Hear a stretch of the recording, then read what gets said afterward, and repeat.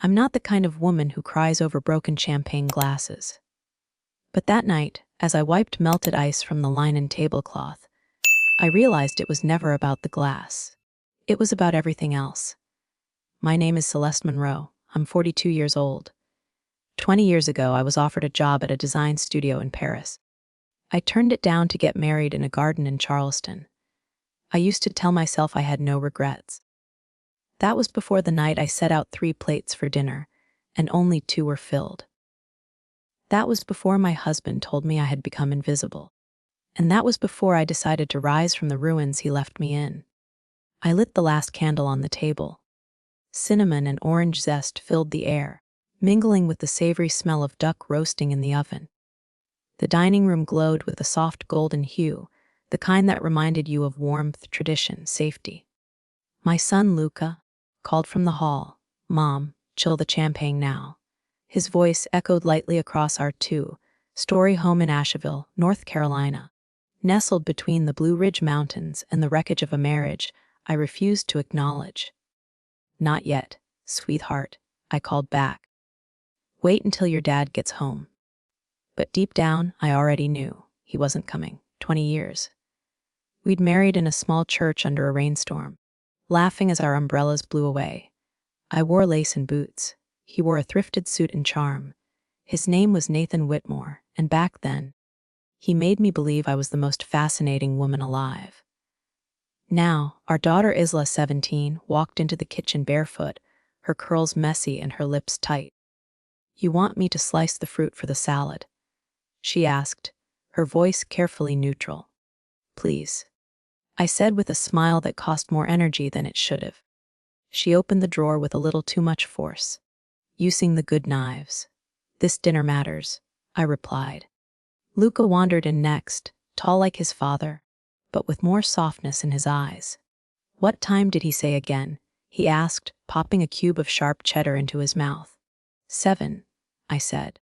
He said 7, but the clock didn't lie. 7:30 p.m. The duck was resting. The candles had burned a full inch. The champagne bottle sweated untouched. 800 p.m. 3 calls. 8:45 p.m. "Mom," Isla said, arms folded, eyes stormy.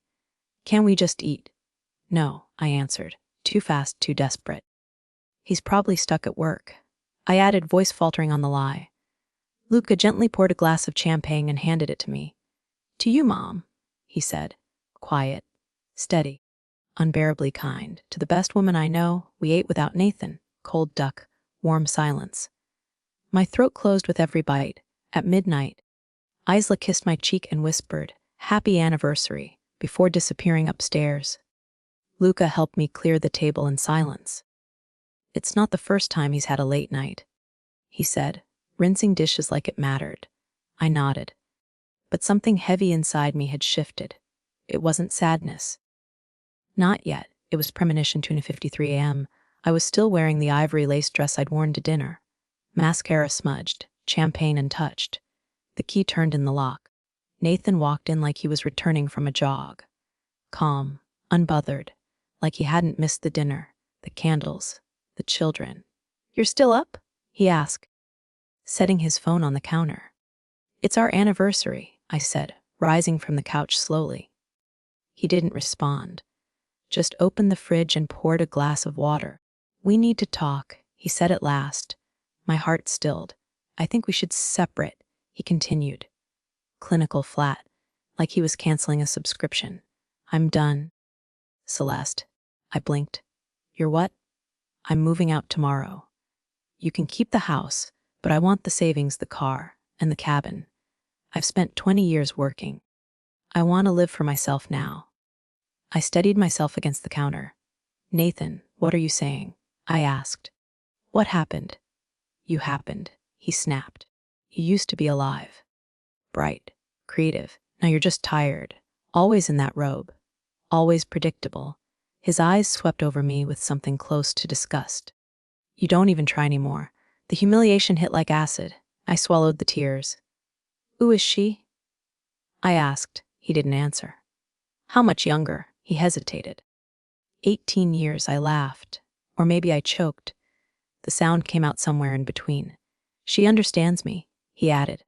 She makes me feel alive again. That's when Luca entered the room, shirtless, furious, awake. You're leaving, Mom? On your anniversary, he growled. Stay out of it. Nathan snapped.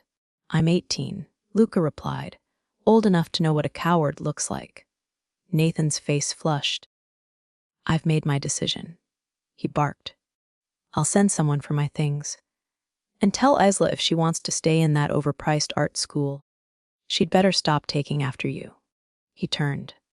Nathan, I said, my voice cracking. What about your children?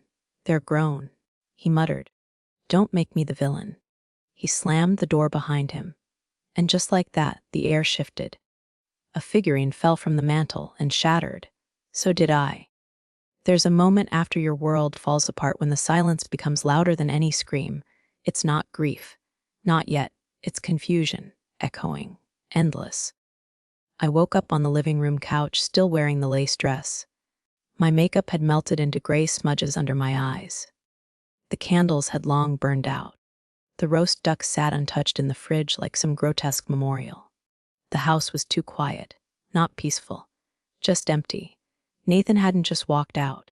He'd vacuumed the air from the rooms with him. Left nothing but cold behind. I tried to stand. My knees buckled.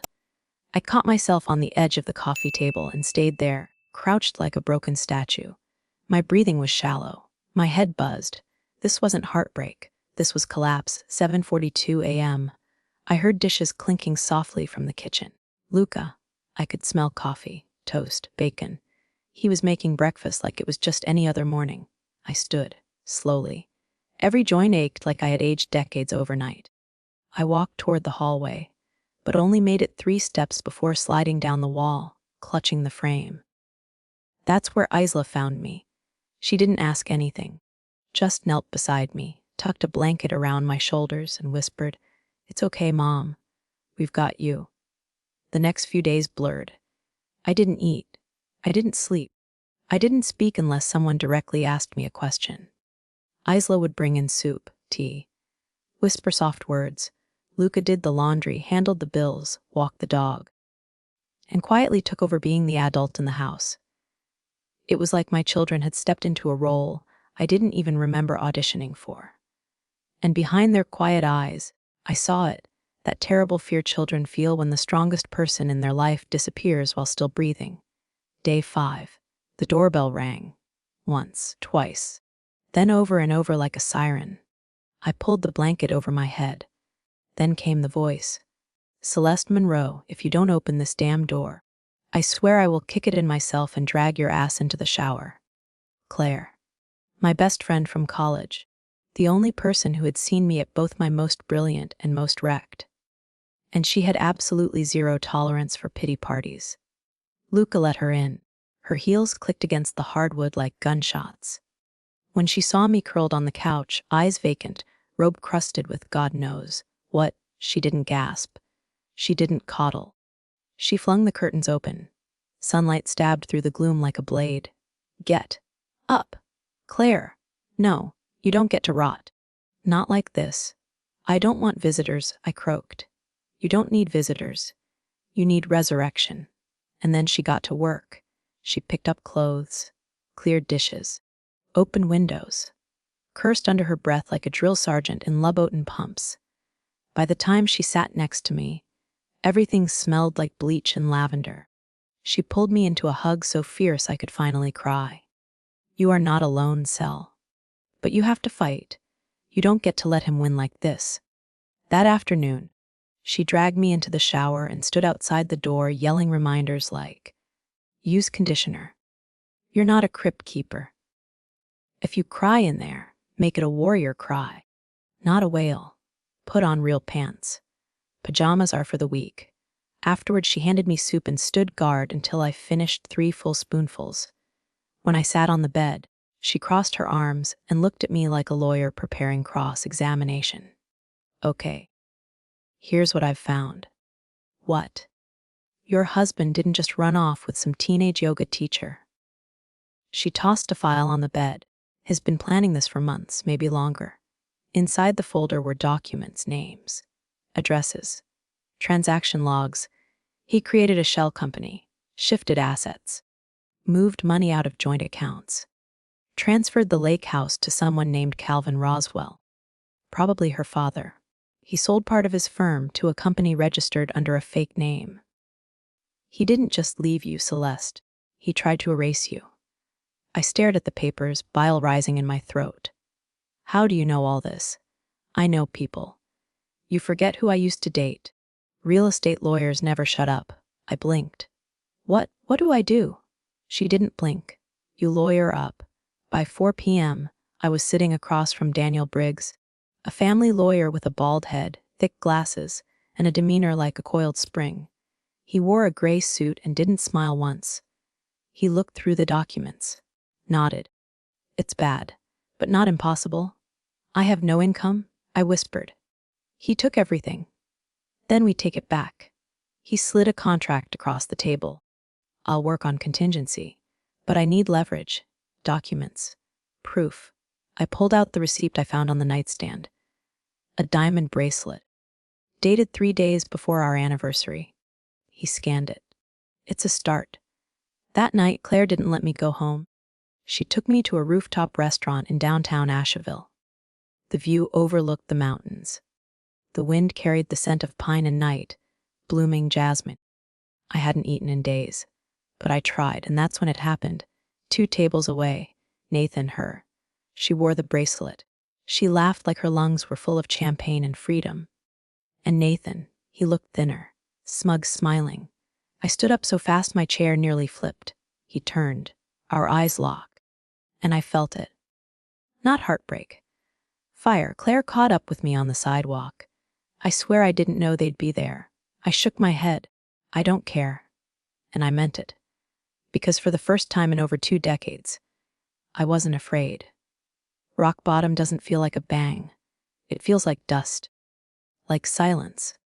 Like realizing you've spent 20 years forgetting how to want anything for yourself.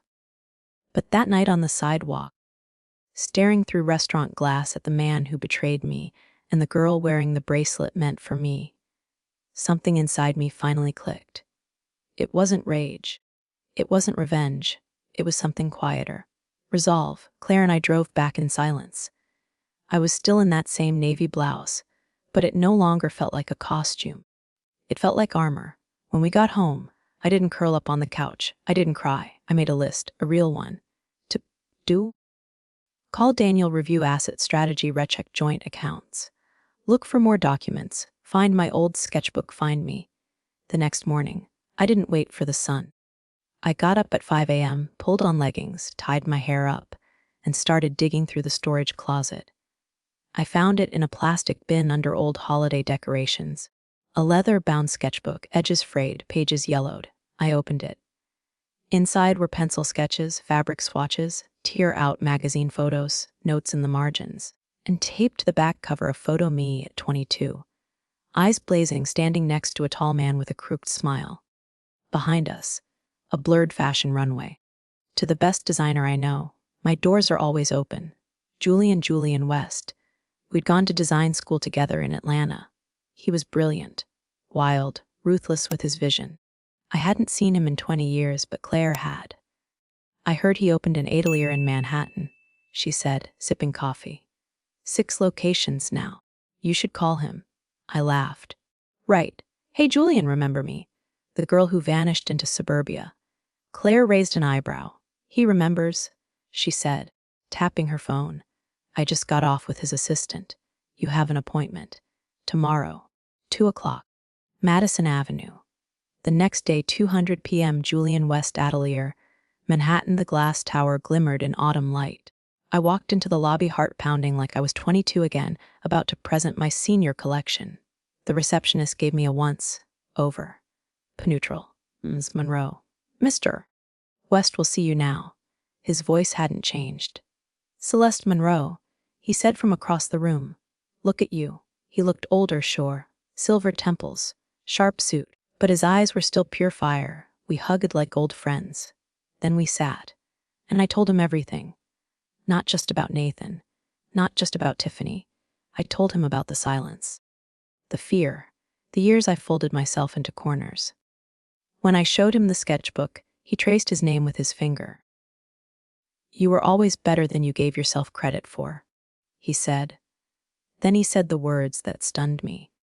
"I just opened a new tailoring studio on the Upper East Side. It's small, nothing flashy, but we're short-staffed. You want in?" My heart thudded. "I haven't sewn in years."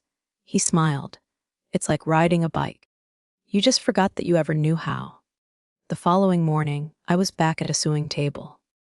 The studio smelled like fabric and steam. Spools of thread lined the wall. Natural light poured through tall windows.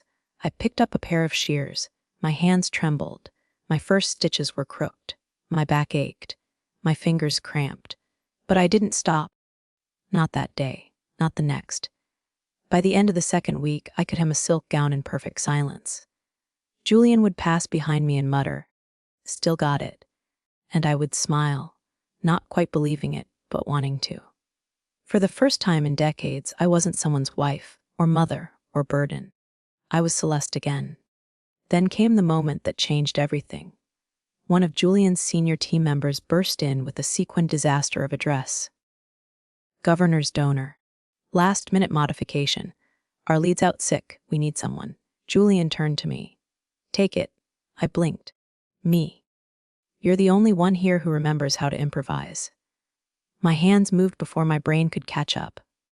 I redraped the bust line, restructured the waist, added asymmetry using leftover silk, and when the client arrived for the fitting, she spun in the mirror and said, "This looks like couture. Who did this? In another life." I murmured, "I used to." Word spread. Clients started asking for my touch. And though my name wasn't on the window, it was whispered in corners. I stitched in silence, but inside me something began to hum. Meanwhile, Daniel called. "Nathan's fighting back," he said. "He's lawyered up. Big firm. Lots of red tape." I felt the pressure rising again. "Can he win?" Daniel paused. "Only if we let him. We need leverage." As if the universe was listening. That night my phone rang. Unknown number. A hesitant voice. "Celeste, it's Tiffany. I need to talk. In person." I didn't want to see her. Not in this life. Not in any life. But when your enemy calls crying, you don't ignore it. Because sometimes the best leverage comes gift wrapped in shame. We met at a small cafe in Hoboken, far enough from her Upper West Side gloss and my Midtown routine. She looked nothing like the woman in the restaurant. Her skin was pale, her lipstick faded, her eyes glassy under too much concealer. She wore a designer trench coat, but it hung on her like borrowed confidence. "Thank you for coming," she whispered. "I'm not here to comfort you," I said, voice cold. "You got what you wanted." Tiffany shook her head, her lower lip trembling. "No, I didn't. I got lied to." I raised an eyebrow, said nothing. Then she dropped the bomb. "I'm pregnant." My stomach dropped, not out of jealousy, but out of rage. The kind that coils like a snake and waits. "He's denying it," she said.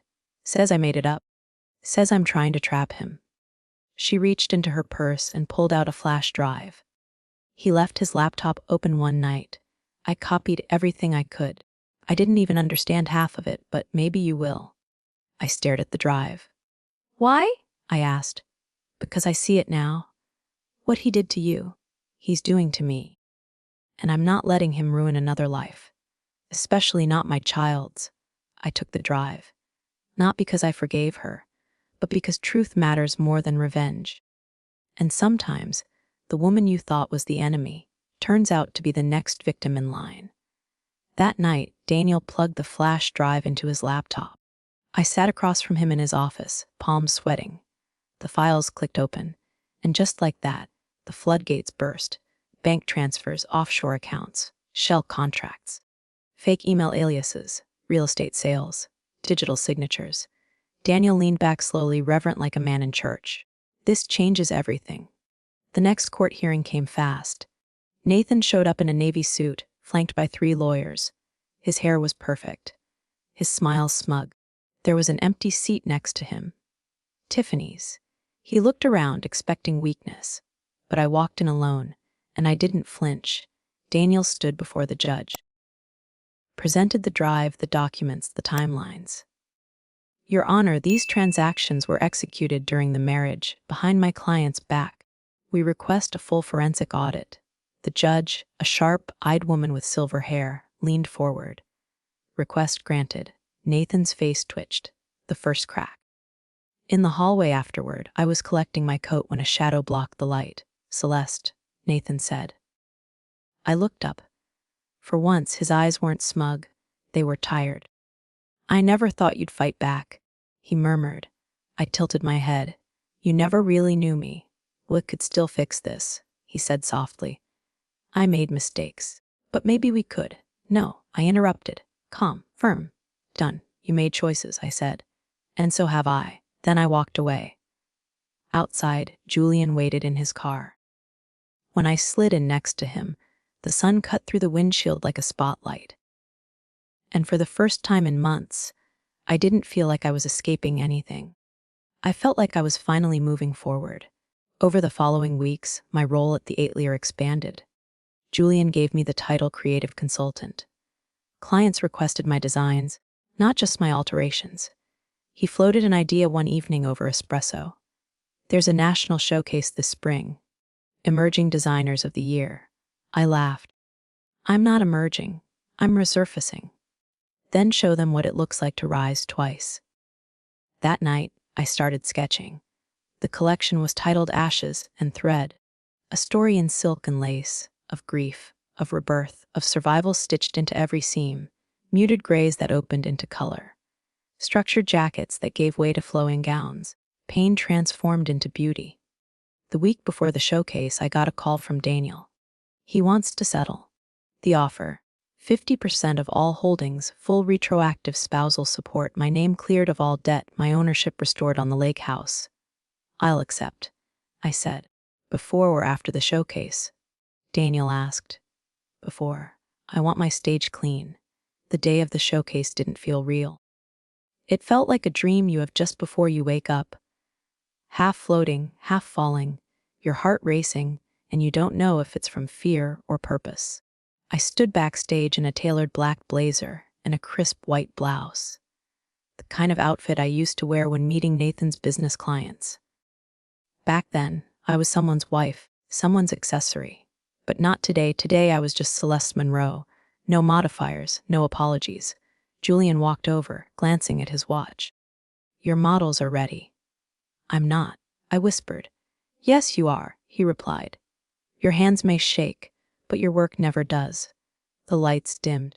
The music began low, pulsing almost primal, and the first model stepped onto the runway, a charcoal dress, tight, angular, shoulders stiff, high neckline, restrictive, confinement, the weight of years, the silence of sacrifice, the second look, sleeves looser, hints of burgundy at the seams. The third, a dusty plum dress with a pleated train that moved like regret. The fourth, warm bronze, asymmetrical cuts, open neckline, a breath of freedom. And then came the fifth look, a sweeping navy gown with slashed sleeves and a red silk lining that revealed itself only when the model walked. The crowd grew still. They weren't watching fashion. They were listening to a story. Then came the final piece, a white dress, light, asymmetrical, flowing like forgiveness. It shimmered under the lights, but not in a way that screamed. It whispered. It healed. And the moment the model turned at the end of the runway, I stepped out behind her. I hadn't planned to, but something in me said go, not to claim the spotlight, but to stand in it, fully. The applause came slowly, then faster. I saw Isla in the front row, wiping her eyes. Luca beside her, clapping like his hands were trying to prove something. Julian stood in the wings, arms crossed, eyes proud. But the person I didn't expect to see was Nathan. Alone, sitting away from the other sponsors, looking thinner, smaller. Watching me, our eyes met, and I looked away, because he no longer mattered. Backstage, I was breathless, sweating, shaking. But I felt whole, not perfect, not untouched, but undefeated. I didn't see him approach until he was right there. Celeste, Nathan said, holding a champagne flute like it might steady him. That was unbelievable. Thank you. I've been thinking about everything. About us. I made so many mistakes, but No, I said gently. There's no going back, he blinked. Maybe we could. You helped me become who I am now, I said. But you don't belong in this version of my life. And I meant it. A week later, I signed the final divorce papers. Clean, legal. The house was mine. So was the lake cottage. And so was a future I hadn't dared dream about. Julian called me into his office 2 days later. He handed me a key. The space next door. It's yours. I stared at him. For your own label, he said. You've earned it. We called it Celeste Atelier, a space filled with light, thread, music, and laughter. Isla interned there in the afternoons, helping with digital renders and color palettes. Her professors said she had an eye for emotion. Luca visited every Sunday. He brought his fiancée, Naomi, kind and sharp, who looked at him the way I used to look at love before it dulled. One night, over wine and lemon cake, Luca asked, Mom, would you design Naomi's dress? She smiled. Nodded. Something simple, she said. But unforgettable. I swallowed hard. It would be my honor. And it was. On the day of the wedding, I wore a soft blue dress I made myself. Isla glowed in emerald green. Naomi's gown, silk, hand-stitched lace, a sweetheart neckline, and a flow like moonlight, drew actual gasps when she walked down the aisle. It felt like closure and opening, all at once. Nathan came to the reception late. Alone. He didn't cause a scene, didn't give a speech. We locked eyes across the garden tent. He raised a glass from afar, mouthed, "Thank you." And that was enough. Later that night, Julian found me sitting outside under the stars. He draped his coat over my shoulders. You okay? He asked. I'm full, I said softly. Good. He smiled. You know, I was planning the next showcase, but I think it should be yours. I laughed. A sequel. Why not? He said. You're not done rising. I looked at him. Not as a friend. Not as a partner. But as a man who had waited for me to find myself again. And this time, I didn't look away, because I knew exactly who I was. Not a Wida victim. Not a footnote in someone else's story. I was Celeste Monroe, designer, mother, survivor. And I was just getting started. Sometimes, the people who promise to love us forever are the very ones who try to erase us. And when they do, it's tempting to disappear, to shrink, to believe the worst parts of their story about who we are. But here's the truth, no one gets to define your worth but you. Celeste didn't rise because someone saved her. She rose because she remembered. She remembered the girl who dreamed in fabric, who sketched with fire in her hands, who once believed she could create something beautiful. And when everything was taken from her, her marriage, her money, her name, she stitched a new life from the scraps they left behind. If you're standing in that same place right now, in the quiet aftermath, in the ruin, in the ache, I just want to say this: you are not broken. You are being reshaped. And one day, maybe not today, maybe not even soon, but one day you will rise too. Not because you forget, but because you refuse to stay erased. We don't tell stories like these just for drama. We tell them because somewhere, someone is watching in silence, wondering if they're the only one who's ever been left behind. They're not, you're not. This is Telling Story with me. And if this story found you at the right time, stay a while. We've got more to tell. And I think you're going to see yourself in more than one of them.